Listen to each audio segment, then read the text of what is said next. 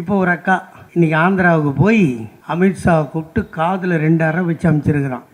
மரியாதையாக மூடின்னு ஒழுங்காக இருக்கணும். அங்கே இங்கேன்னு வாயை திறந்த மகளை வெட்டி பொச்சிருவேன்னு சொல்லியிருக்கான் அமித்ஷா. அவன் மூஞ்ச பார்த்தா அப்படி தான் இருக்குது. அது பார்த்து இன்றைக்கி பார்த்து எங்கள் அக்கா அந்த சுருட்ட முடியெல்லாம் நீட்டு முடியாக்கி வீக்கேருக்கு போய் தலையெல்லாம் ஆக்கி ஸ்டைலாக போயிருக்குது. இதுக்கு தான் நம்ம ஊர் பொண்ணாச்சே, நம்ம இலக்கிய தென்றல் குமரி ஆனந்தம் பொண்ணாச்சே, 2 ஸ்டேட்டுக்கு கவர்னர் ஆத்தா, 2 ஸ்டேட்டுக்கு, பாண்டிச்சேரிக்கு தெலுங்கானாவுக்கு. அங்கேருந்து இங்கே பறக்கலாம், இங்கேருந்து அங்கே பறக்கலாம். பங்களா பார்த்தீங்கன்னா நம்ம இங்கே பங்களா இருந்துச்சுன்னா மணலி மார்க்கெட்டில் அங்கே கேட்டு அங்கே 50 போலீஸ் நிற்கும், இங்கே உள்ளெல்லாம் போலீஸ் நிற்கும். கிளம்புனா போலீஸ் கிளம்பிக்கும், இறங்குனா போலீஸ் இறங்கிக்கும். இவ்வளோ பெரிய பதவியை கொடுத்தா அதெல்லாம் ரிசைன் பண்ணிவிட்டு தென் சென்னையில் வந்து நின்றுடுச்சு. எங்கள் கேண்டிடேட் யார் தெரியுமா? தமிழச்சி தங்கப்பாண்டியன். அது தேர்தலில் சொல்லுது தமிழிசை அக்கா. அண்ணாமலை வராரு பிரச்சாரத்துக்கு, அக்காவுக்கு பிரச்சாரம் பண்ண தம்பி வராரு. அது மைக்கு பிடிச்சி சொல்லுது. தம்பி வருவதற்கு முன்னால் கேட்டார், அக்கா நீ எத்தனை லட்சத்தில் வெற்றி பெறுவாய் என்று கேட்டார். நான் 1 லட்சம் என்று சொன்னேன். தம்பி ஏறிவிட்டார் ஜீப்பில், தம்பி ஏறிவிட்டார். இப்போது 2 லட்சம். இப்போ பேசுறதுக்கு ஒரு நியாயம் அர்த்தம் இருக்கணும். இன்றைக்கி சொல்கிறானுங்களே, இதை எவனாவது பிஜேபியில் கேட்பானா? பொது மேடை, சந்திரபாபு நாயுடு பதவி ஏற்றுக்கிறான், ஆயிரக்கணக்கான லட்சக்கணக்கான ஜனம் உட்காந்துக்குது.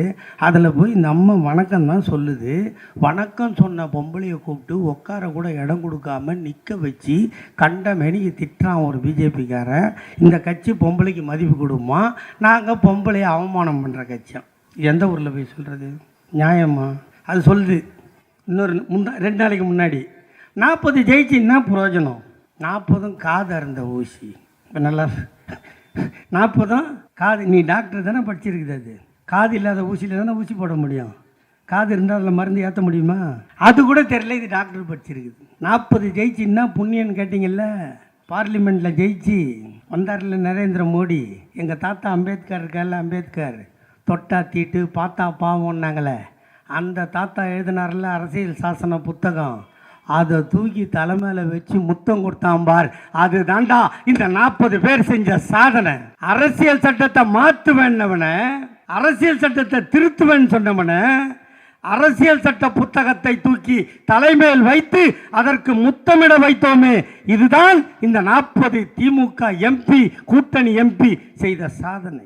இனிமே நீ வாலாட்டுவியா? மோடிக்கா பரிவார், மோடிக்கா கேரண்டி. இப்போ நீ மோடிக்கான்னா சந்திரபாபு நாயுடு ஒரு வாழைப்பழத்தை வைப்பான் வாயில். இன்னொரு வாட்டி திறந்தினா அவன் வடநாட்டில் என்ன ஐட்டம் சிறப்பாக இருக்குதோ நிதிஷ்குமார் ஒன்று தந்து வைப்பான். இன்னும் நீ திறந்தேன்னு வச்சுக்க, அவன் தான் பவன் கல்யாணம் அவன் அதுக்கப்புறம் இன்னொருத்தங்கிறான் அங்கே மகாராஷ்டிராவில் தம்பி 2-3 தான் சொல்லிட்டு போனான். அவன் துரோகத்துக்கு மொத்தம் உருவம் ஏக்நாத் சிண்டேவா அவன்.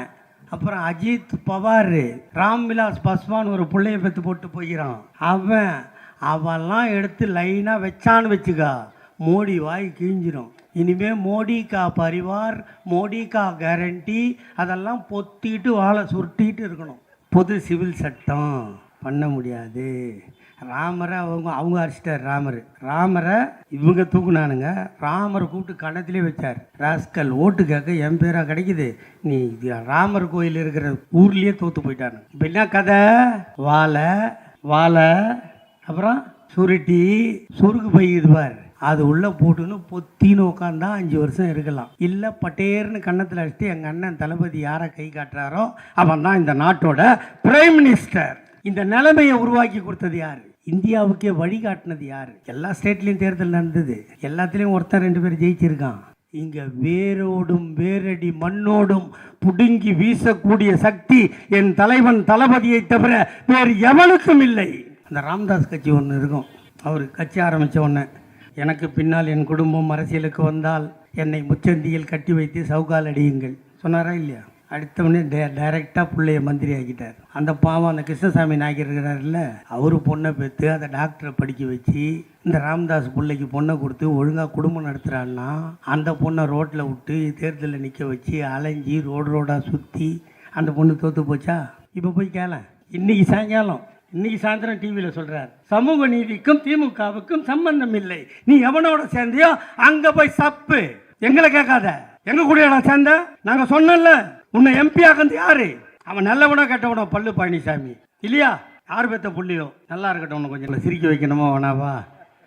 இல்லைம்மா, வந்தால் சந்தோஷமாக இருக்கணும். நம்மளுக்கு தான் 1008 சோகம், 1008 துக்கம், 1008 கஷ்டம், 1008 நஷ்டம், இவ்வளவும் இருக்குது.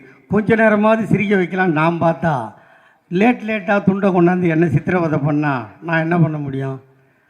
வருகை தந்திருக்கின்ற என்னை பெற்றெடுக்காத என் தாயே, என்னை சிக்கலில் மாட்டி வைப்பதற்காகவே கேமராவை கொண்டு வந்திருக்கின்ற என் அருமை பத்திரிகை நண்பர்களே, ஆமாம், நான் 1 மணி நேரம் கஷ்டப்பட்டு பேசுவேன். அந்த நிற்கிறாங்கள உங்கள் பின்னாடி ஒரு 6 கேமரா, அது எப்படி தான் அதை படித்தானுங்கன்னு தெரில அந்த தம்பிங்கெல்லாம். 1 மணி நேரம் பேசுகிறத 3 நிமிஷம் ஆக்கி அதில் வேறு தலைப்பு கொடுப்பான், செம கலாய், மரண கலாய். செத்து போகிற மாதிரி யாருன்னா நான் இது வரைக்கும் பேசியிருக்கேன்னா? இந்த மேடையில் இருக்கிற எல்லாரையும் கேட்குறேன். சிரிக்க வச்சுருக்கேன், சந்தோஷப்பட்டு வச்சுருக்கேன். மரண கலாய் எங்கன்னா கலைச்சிருக்கேன்னா அதெல்லாம் போடுற தம்பிங்க அவங்க தான். வாழ்க, என்னால் நீங்கள் வாழறீங்கன்னா நான் ரொம்ப சந்தோஷம்டா தம்பி. இதுக்கு